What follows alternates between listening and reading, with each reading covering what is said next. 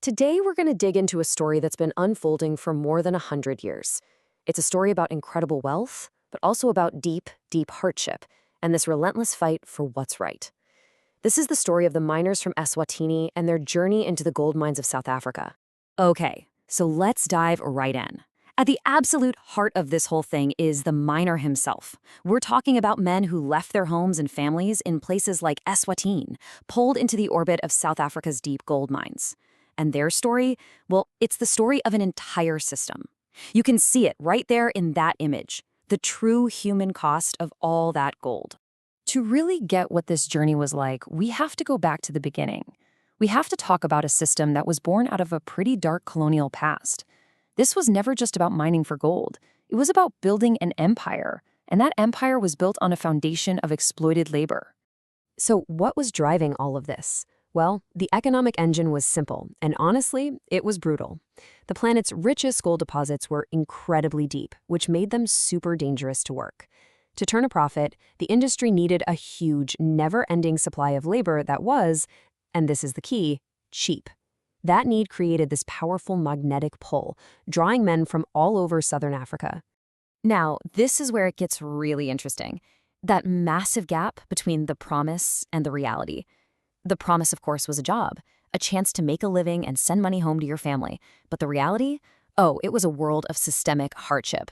We're talking cramped living compounds, wages that kept you in poverty, and these totally unjust practices that would send a miner packing the second he got sick with no support at all. It was just this cruel, inhumane cycle.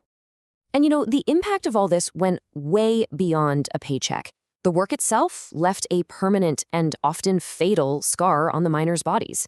It created a massive public health crisis that didn't just stay in the mines, it rippled out across the entire region.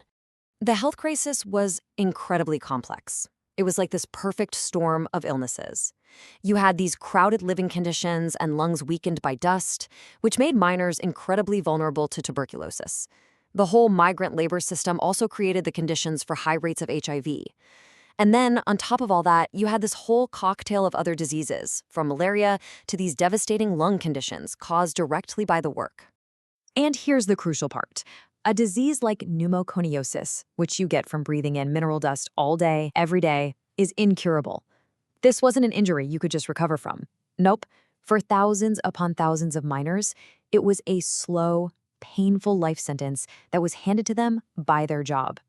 And this is why an industry problem became a regional catastrophe. See, miners didn't live at the mines forever. The system was designed for them to work for a while and then go home. But when they returned, they carried these diseases with them. They brought TB and other illnesses back to their families, back to their communities, turning an occupational crisis into a full-blown public health emergency.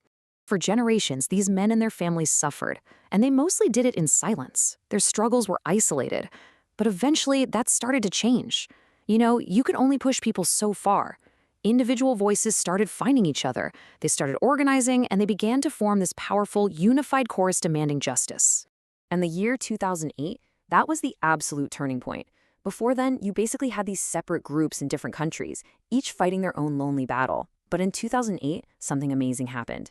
Ex-miner groups from all over the region, we're talking Mozambique, Eswatini, Lesotho, Botswana, South Africa, they all came together and formed a regional forum.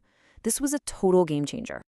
And from that one meeting, this whole new landscape of advocacy just exploded into being.